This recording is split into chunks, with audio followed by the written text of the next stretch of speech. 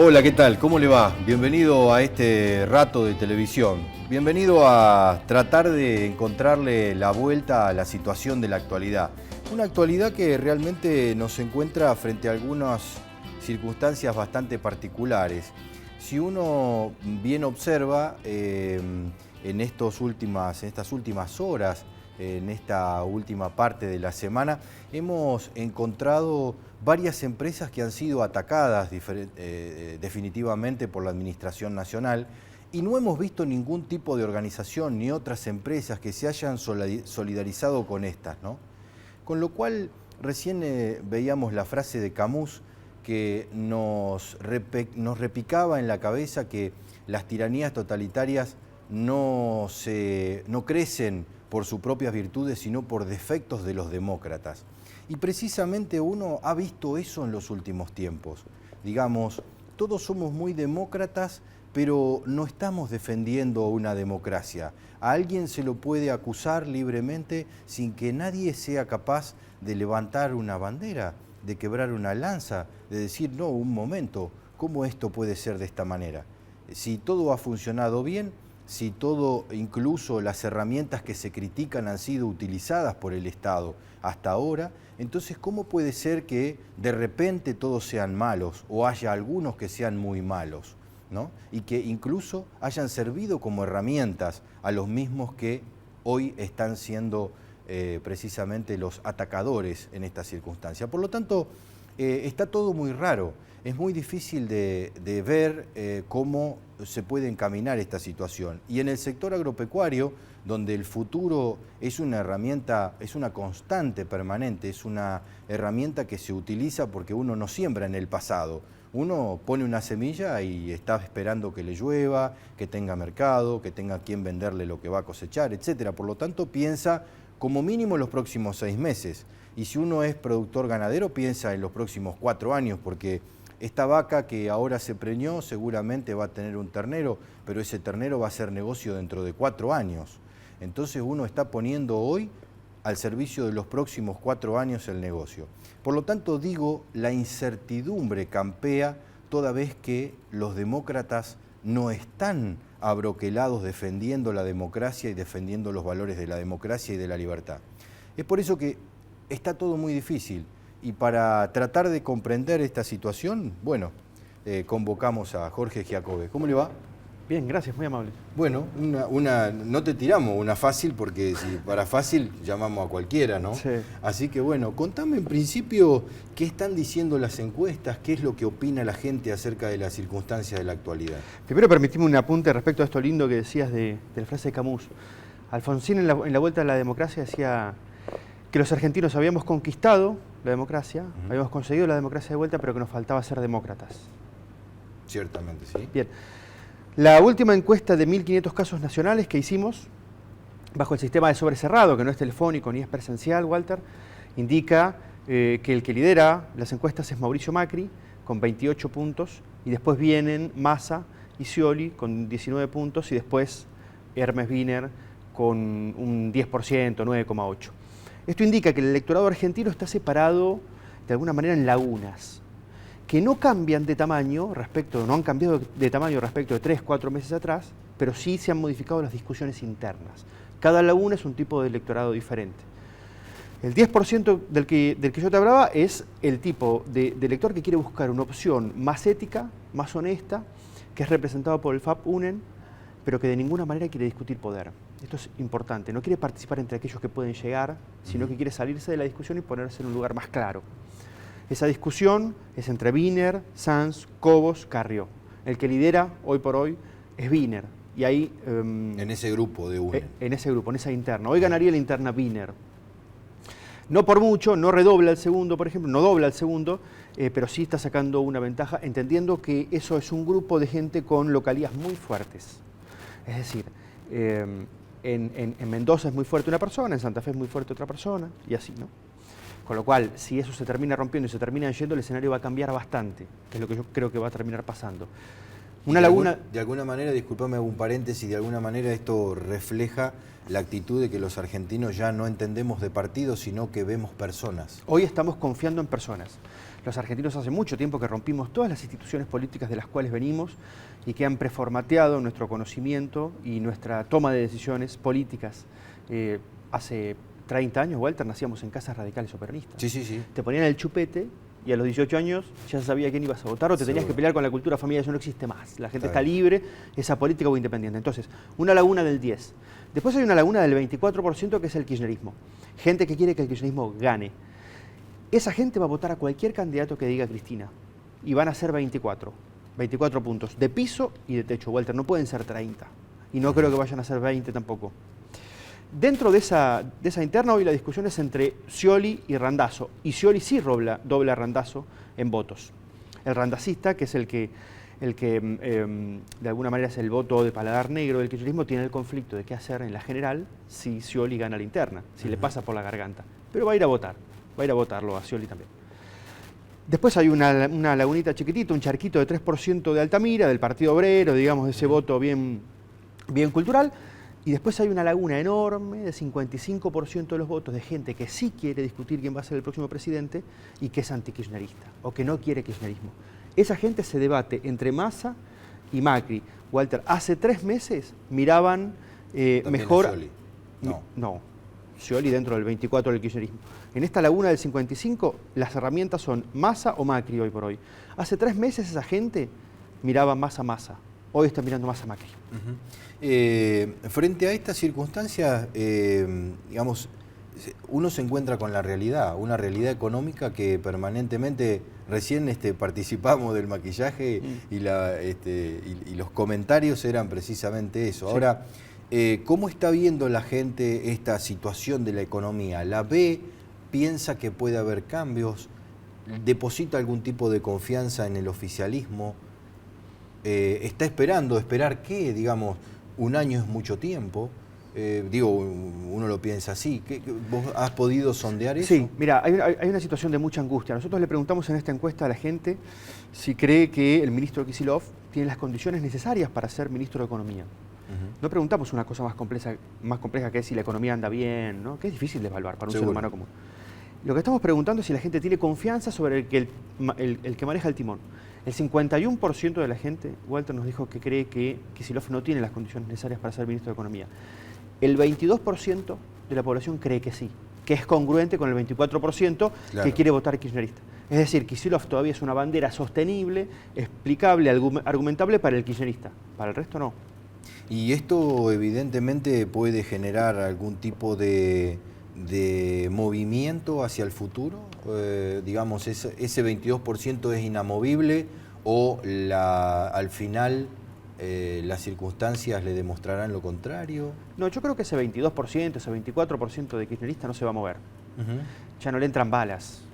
Pase lo que pase, va a ir a votar lo que Cristina diga. Están como en otra discusión, digamos, en una cuestión sectaria. Walter, ahora, de lo que tenemos constancia es que si ese 24% les alcanzara, no para ganar la primera vuelta, sino para entrar en la segunda, en segundo lugar, si les alcanzara para entrar en segunda vuelta, perderían con cualquiera. Claro. Con lo cual, perderían tanto con Massa como con Macri. Con lo cual, el kirchnerismo de hoy es el menemismo del final, del 2003. Claro. Cuando Menem le ganó 24-22 a Néstor y se sabía que el que pasaba a segunda vuelta le ganaba. Si pasaba Néstor, le ganaba Néstor. Si pasaba López Murphy, le ganaba López Murphy o cualquiera. Sí, claro, cualquier opositor. Ahora, lo que yo planteaba y te planteaba es si han podido ver de ese 22% qué tipo de inserción social tiene. No, es bastante transversal. ¿Ah, sí? Sí. No es que esté sustentada sobre los jóvenes, no es que esté sustentada sobre las clases bajas o sobre las clases medias. No, es bastante transversal.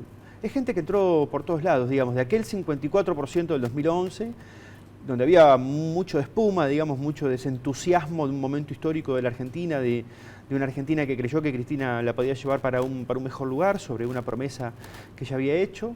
Esa espuma bajó y fueron cayéndose capas de la cebolla y quedó este corazón, que está en todos lados. Sí, por otro lado, digamos, hay una preocupación permanente, lo ha dicho el Papa Francisco, ustedes incluso han hecho algunas encuestas vinculadas con eso, sí, con el Papa, digo, el tema de sustentar a la democracia en la imagen de la presidenta de la nación, digamos, pero al mismo tiempo tratar de encontrar la paz, que es una prédica permanente del Papa, ¿no? Estamos llegando a fin de año, los fines de año han sido en los últimos tiempos bastante sintomáticos de la violencia. ¿Cómo estás viendo ese entorno? Mira, el Papa se ha convertido en una voz autorizada para los argentinos impresionante. En esta última encuesta a nivel nacional nos dio 89% de imagen positiva. Nunca nadie tuvo 89 puntos de imagen positiva, excepto en encuestas muy mentidas en la época del kirchnerismo, que le daban 92% claro, a Néstor Kirchner, pero que lógicamente eran mentiras. Al convertirse en una voz tan autorizada, yo no me arriesgaría a decirte que puede decir quién va a ser el próximo presidente, pero sí puede marcar agenda. Walter, él está trabajando para sostener a Cristina, para que esto no se desmadre y para que todo llegue al final en los plazos que teóricamente suscribimos en el contrato con Cristina en el 2011. En ese sentido, el 63% de la población está en desacuerdo con la idea de adelantar las elecciones. Es decir, no hay nadie o no hay una gran cantidad de gente que esté buscando empujarla. Y ha instalado también un debate muy importante y un pedido hacia el gobierno que hace y el gobierno no le cumple, que es el tema del narco. Le preguntamos a la gente si cree que el gobierno nacional está haciendo todo lo posible para combatir al narco y el 81% de los encuestados nos dijo que cree que no está haciendo todo lo posible. Entonces, en esa negociación del Papa, de decir, bueno, yo sostengo el gobierno, ayudo a sostener el gobierno, pero ustedes combatan el narcotráfico, él está haciendo lo que prometió hacer y el gobierno no está haciendo lo que prometió hacer. Ahora, que vamos a vivir un diciembre de angustia, Walter, vamos a vivir un diciembre de mucha angustia. Sí, estamos viendo algunos movimientos que, si bien algunas cosas se van definiendo, todavía no está muy claro lo de UNE ni Macri, si bien las aguas se van separando, pero el verano nos trae febrero, y febrero es el límite para la presentación de las listas. Sí. Con lo cual las definiciones están prontas. ¿Qué es lo que se ve al respecto? Mira, probablemente vivamos un enero y un febrero como el del año pasado, que en términos políticos tuvo mucho voltaje. ¿Te acordás? Capitanich, sí. Los problemas con la policía en varias provincias, que no son los eneros y febreros a los cuales estamos acostumbrados, que son eneros y febreros planchados en términos políticos, de alguna manera de descanso. Los argentinos hemos vivido los 2 últimos años pegados y en continuo, y por eso estamos muy fatigados también de información política. Yo creo, como vos estás intuyendo, me parece también que el espacio FAP-UNE no va a terminar como es hoy, ¿no? Que no va a terminar junto, porque hacia ahí adentro hay una discusión que es vital. Algunos de ellos quieren seguir en la dinámica de ladrarle al poder, pero no morderlo, es decir, en la técnica de las ONGs, digamos, ¿no? Sí. De no participar y otros quieren romper e irse con algunos de los espacios que puedan llegar a gobernar, a dar gobierno y entonces participar de una transformación de la Argentina. Me parece que eso es difícil de conciliar hacia adentro, ¿no? Jorge, muchísimas gracias por el rato. Gracias a vos. Hasta luego. Nos vamos a encontrar a la vuelta de los comerciales con algunos temas un poco más vinculados con el sector, pero nunca desvinculados de la sociedad. Gracias, Miguel. No, querido. La semilla de una pasión, la semilla de la amistad, la semilla de un talento, la semilla del amor, la semilla de una aventura y la semilla que te cambia la vida. Seguí sembrando mientras nosotros trabajamos para darte una mejor semilla. Midera Semillas.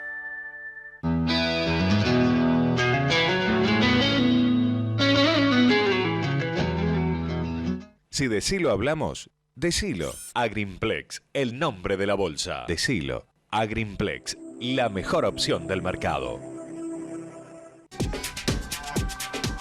Auspicia este programa el Mercado a Término de Buenos Aires. Desde 1907, operando a futuro los principales productos del país.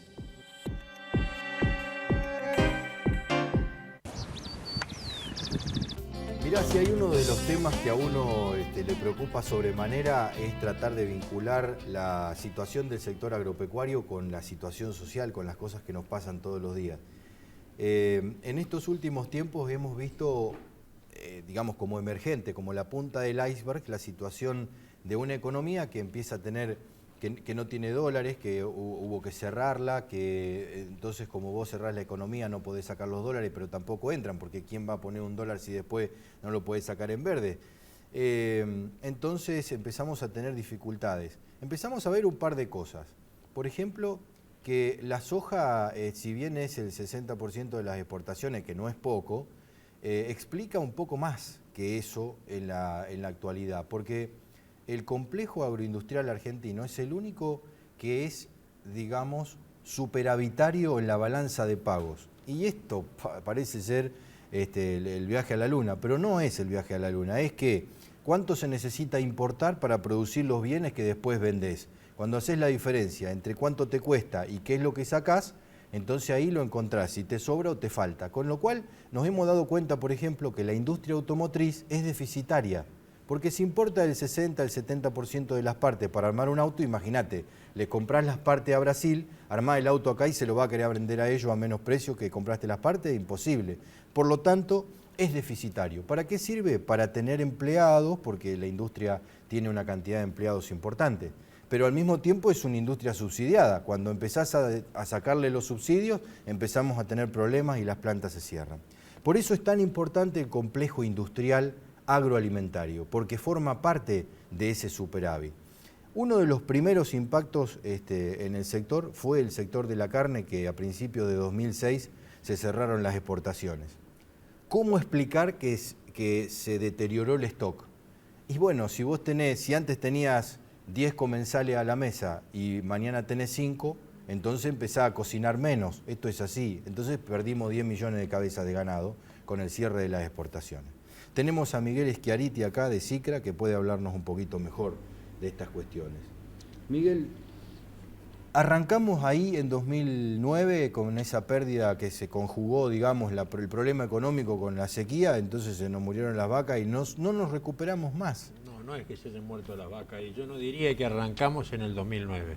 En el 2009 concluyó gran parte de lo que arrancó en el 2006, donde la intervención de Moreno en el mercado hizo que el precio se mantuviera constante en valores nominales, 2006, 2007, 2008, y en el 2008 inició, y entonces el productor producía a pérdida, y en el 2008 comenzó la liquidación de vientres, es decir, empezamos a comernos la máquina de fabricar terneros. Claro. En el 2009 esta política se mantuvo, a esto le agregamos la sequía, y entonces se liquidaron 12 millones de cabezas del stock. Uno dice 12 millones de cabezas y aquel que no está en el sector por ahí no le toma magnitud. Sí. Es el 18% del stock nacional de aquel momento. Eso es lo que se llevó la política de Moreno. Desde ahí el precio se multiplicó. Ese era el momento del programa Carne para Todos. Claro. Y terminó siendo carne para todos aquellos que tenían muy buen poder adquisitivo y no para la gente común. Mezclado el carne para todos con aquel anclaje que había de los exportadores de tener que aportar a la barata, por supuesto, que presionaba a la baja además los precios del mercado, digamos, los precios de los frigoríficos que no exportaban. Del mercado interno, exactamente. Esto nosotros como Cámara hemos sacado en el informe del mes pasado un costo, es decir, cuánto le costó a la Argentina la política del kirchnerismo desde el 2005 a la fecha. Y entonces, si tomamos la pérdida de exportaciones y de cantidad de carne producida para el mercado interno de estos años, nos damos cuenta que perdimos 9.000 millones de dólares. Y si a esto le sumamos el costo de reposición del stock, es decir, de las 10 millones de cabezas que terminamos perdiendo, más el interés en los 10 años que vamos a tardar en recuperarlo, son 15.700 millones más. Es decir, a la Argentina la política de ganados y carnes le costó 24.980 millones de dólares, el equivalente a las reservas del Banco Central de hoy. Sí, digamos las reservas con papelitos incluidos. Con papelitos incluidos, exactamente. Sí. Esto para qué. Este es el costo económico, pero a este costo económico tenemos que ponerle algo que vos hablabas recién y es lo social. Se perdieron 16.650 puestos de trabajo, se cerraron 132 fábricas y los argentinos compran la carne 4 veces más cara que en su origen. Fábricas superavitarias, por otro lado. Sí, esto no quiere decir que se haya concentrado la industria frigorífica. Sí, bueno, porque ¿quién va a aportar a un proyecto que se funde, digamos? O sea, no tiene mucho sentido. Me imagino que los frigoríficos que quedan son los que dicen aguantemos, porque cuando esto se destape vamos a hacer un gran negocio, y se aguantará hasta donde se puede, digo yo, ¿o no? Están aguantando hasta donde pueden y están intentando llegar a diciembre del año que viene de la mejor manera. ¿Queda lejos? Lejísimos. Te preguntaba esto porque evidentemente, digamos, el futuro más corto, digamos, el futuro nuestro, el del que labura todos los días y cobra el sueldo, está bastante amenazado. ¿Los frigoríficos han logrado establecerse, mantenerse, digamos, pueden flotar hasta diciembre o estamos en dudas? No, yo creo que hay muchas fábricas que están en dudas. La situación es muy, muy compleja.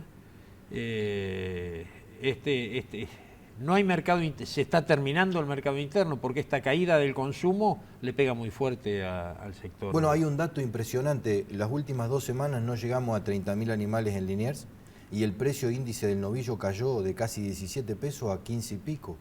Bueno, esto está diciendo cuál es el poder adquisitivo de la gente, esto está hablando de la inflación y esto está hablando de la caída del consumo en general y de una fuerte caída del consumo en particular de la carne. Déjame que redondeame con un minutito diciéndome cuáles serían los primeros pasos del próximo gobierno para empezar la recuperación de los frigoríficos. En principio hay que abrir las exportaciones. Abrir las exportaciones va a permitir que el productor piense que puede y que merece hacer un animal más pesado, producir más carne y tener más terneros. Porque en la medida que tenemos cerradas las exportaciones, como ocurre en este momento, no hay competencia entre el mercado externo y el mercado interno, y al no haber competencia los precios se deprimen, que es lo que está ocurriendo hoy.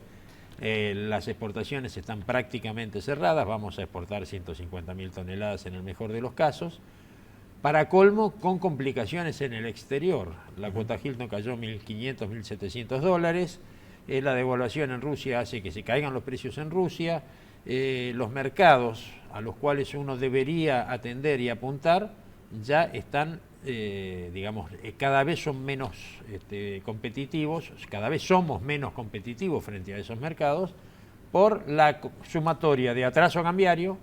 Recordemos que a los 8.50 de $1 hay que sacarle el 15%, es decir, estamos en 7 y moneditas. Entonces, atraso cambiario y retenciones. Hay que solucionar este problema de manera rápida, porque si no también vamos a perder los escasos mercados que nos están quedando. Muchas gracias. No, ha sido un gusto. Vamos a cerrar dentro de un ratito nada más. Si decilo hablamos, decilo. Agrimplex, el nombre de la bolsa. Decilo. Agrimplex, la mejor opción del mercado. Auspicia este programa el Mercado a Término de Buenos Aires. Desde 1907, operando a futuro los principales productos del país.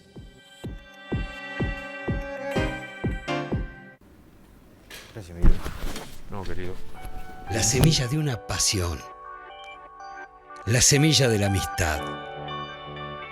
La semilla de un talento. La semilla del amor. La semilla de una aventura. Y la semilla que te cambia la vida. Seguí sembrando mientras nosotros trabajamos para darte una mejor semilla. Midera Semillas.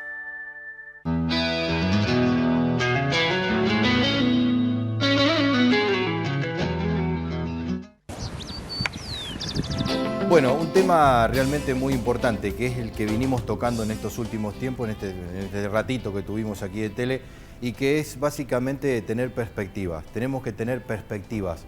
tenemos que tener un futuro, saber que vamos a llegar a algún lado, poner el GPS con un destino. Y eso es un poco lo que nos contaba la ganadería, ¿no? ¿Qué se necesita? Básicamente abrir las exportaciones. Esto no es una cuestión de que se quiere tener, digamos, más negocios, sino básicamente que vos tenés más comensales sentados a tu mesa. Entonces vos tenés que ponerle una papa más en la olla y entonces hay una perspectiva diferente. Mientras tengamos así las expectativas muy acotadas, tendremos lo escasamente necesario para el mercado local y cuando tengamos algún problema seguramente no lo vamos a poder abastecer. Nos pasó con el petróleo. Tratando de defender que tengamos un petróleo más barato, dejamos de exportarlo. Entonces dejó de ser negocio, las empresas dejaron de invertir y hoy tenemos 15.000 millones de dólares por año solo para importar petróleo. Si a eso le agregamos unos 8.000 millones de dólares más que no vamos a recaudar en el próximo ciclo por la baja de los mercados de soja, ahí tenemos 23.000 millones de dólares. Si le agregamos 12.000 millones de dólares de servicio de la deuda, tengo que traer la calculadora para hacer las cuentas. ¿Qué quiero decirte con esto? Que tenemos un año complicado, el año próximo, y que tenemos que estar lo más tranquilos posible y enfrentar las dificultades con serenidad, porque si no tenemos un problema y encima estamos locos, o sea que tenemos dos problemas. Por lo tanto, el futuro es interesante, porque si sabemos capitalizar lo que ya hemos pagado, que es la capacitación de la actualidad, seguramente podremos tener un camino político diferente y entonces vamos a poner el GPS rumbo a donde queremos llegar. No se vayan porque hay más campo en Metro. Nosotros nos volvemos a encontrar la próxima semana. Hasta entonces.